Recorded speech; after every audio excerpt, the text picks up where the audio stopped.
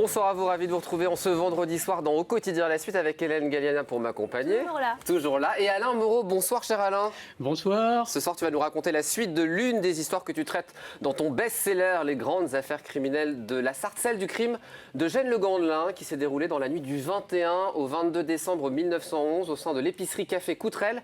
Deux victimes, la première, le père Coutrel dont on retrouve le corps sans vie, et la deuxième, sa fille Eugénie, retrouvée vivante mais qui malheureusement va souffrir d'une amnésie totale suite à l'agression et qui ne va pas pouvoir aider les enquêteurs. Alors, qui peut bien être le criminel? Après une quinzaine de jours de tâtonnement, on interpelle un garçon boucher de la région nommé Charles-Émile Nicolas, dont vous voyez la photo, que beaucoup d'éléments incriminent. L'affaire semble pliée. Et la guillotine lui être promise, il va être mis en prison et son procès s'annonce pour le 1er octobre 1911 au palais de justice du Mans. Un procès qui va connaître d'incroyables rebondissements grâce à son avocat dont je voudrais citer le nom dès maintenant, Maître Moulière. Oui, Maître Moulière qui était un des meilleurs avocats de l'époque. Il en avait hérité un peu par hasard, puisque ça a été par tirage au sort, tout simplement, puisqu'il n'avait évidemment pas les moyens de se payer un avocat. Donc quand on n'a pas de sous, on avait un avocat d'office. On tombait sur un bon ou sur un mauvais. Et lui, il est tombé sur un bon. Pas mal. Oui. Il va tout simplement renverser la situation, et en tout cas renverser la situation vis-à-vis des jurés. Pas tout à fait quand même, non. Alors, dans un premier temps, tout concorde pour qu'effectivement la tête j'ai perdu son nom, de notre ami Nicolas, tombe sur l'échafaud, parce qu'à l'époque, il n'y avait pas pour un crime horrible qu'il avait commis, et puis un deuxième qu'il avait tenté de commettre. Bon, mais effectivement, il va se passer des choses. Alors, plusieurs témoins se succèdent, affirment l'avoir vu errer dans les environs la veille du crime. Il n'a pas du tout, pour le crime, il prétend que cette nuit-là, il dormait dans un grenier à foin. C'est pas non plus très très bon pour lui. Alors ensuite, on constate que le lendemain du crime, alors que la veille il n'avait pas un sou, le lendemain il est venu au Mans, il s'est habillé chez le meilleur tailleur rue Dumas, c'est la rue de Bolton aujourd'hui, et puis ensuite il est allé passer 2 jours dans une maison accueillante où il n'a pas lésiné sur les dépenses. Du plaisir charnel. Voilà, entre autres, notamment. Oui, mais aussi il avait beaucoup de copains qui régalaient, restaurants, etc. Bon, et il régalait tout le monde. Tout est contre lui, vraiment tout est contre lui. Au départ, on se dit, il n'y a pas un doute, ce procès, il est plié dès le départ. Mais... Car il y a un mais. Alors oui, le médecin légiste, pour sa part, il explique que mademoiselle Coutrel a miraculeusement échappé à la mort, parce qu'elle a été frappée à coups de marteau, mais s'en est sortie quand même.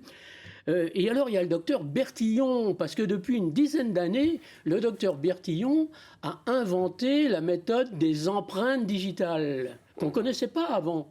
Et donc, on a retrouvé sur un verre des empreintes digitales, et il s'avère que Bertillon vient au procès dire « j'ai pas le moindre doute, à 999 sur 1000, c'est bien ces empreintes, c'est clair, net, voilà ».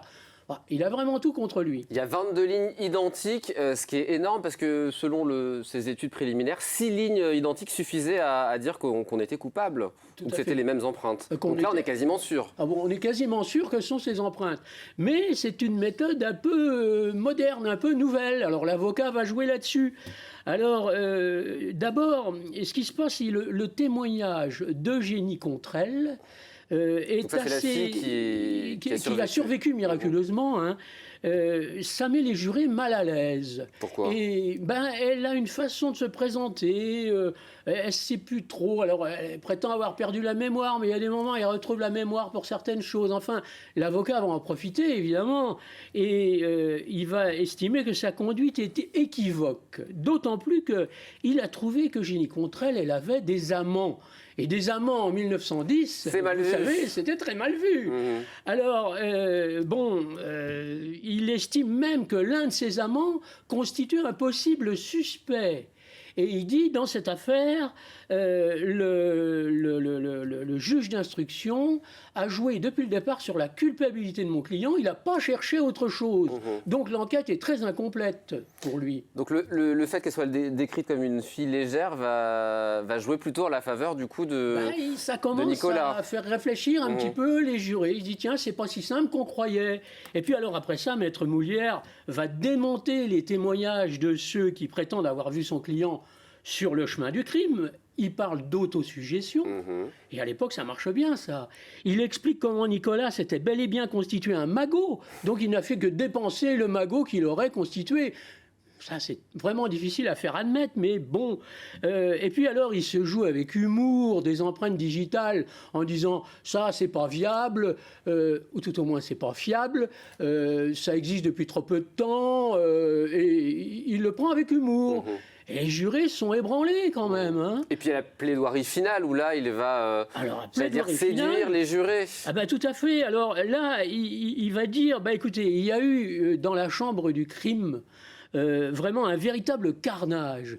Tout était couvert de sang.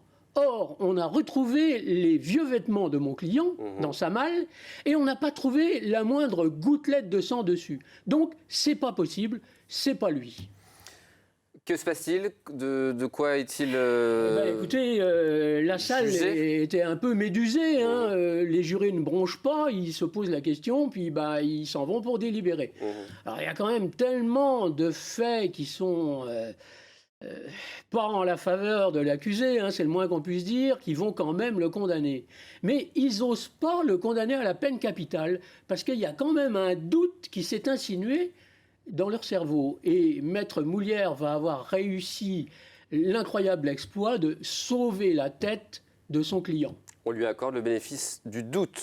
En quelque sorte. Aujourd'hui, peut-être qu'il serait acquitté, hein, parce que ça plaiderait complètement. Mais à l'époque, non. Il y avait un doute, alors on ne le condamne pas à mort, mais on le condamne quand même aux travaux forcés à perpétuité. Jugé coupable, qu'est-ce qui devient ensuite ce Charles-Émile Nicolas? Alors là, c'est une histoire dans l'histoire. Parce que moi, je ne le savais pas quand j'ai écrit cette histoire. Et c'est un lecteur qui t'a contacté. Je dis, voilà, il est parti en Nouvelle-Calédonie, hein, puisque c'était là-bas qu'on envoyait les bagnards.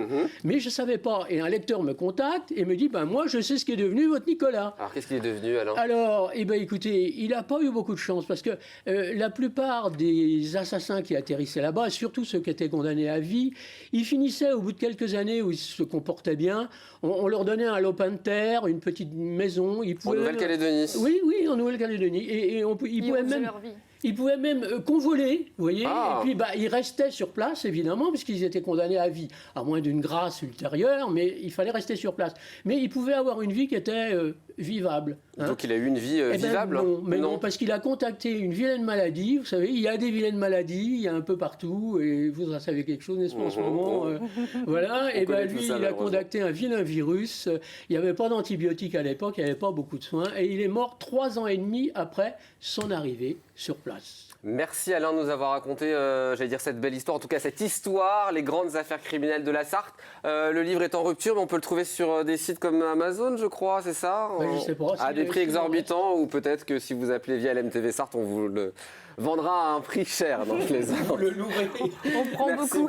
Alors, merci Hélène. Un petit point la semaine prochaine, ce sont les vacances. Donc pas de quotidienne, mais un journal en toute image à 18h30 qui sera suivi du programme musical Air d'Opéra présenté par Diana Higby à 18h40. Et puis à 18h45, en lieu et place d'Au Quotidien, vous retrouverez la 3e et dernière saison de Poubelle la vie. Très bonne soirée à vous. Pour ma part, je vous retrouve donc mardi soir à 19h, car les hebdos sont là pour Sarthe et moi de là. Et tout au long de la semaine, il y aura les hebdomadaires. En tout cas, prenez soin de vous, bon week-end et à bientôt pour de nouvelles aventures. Ciao.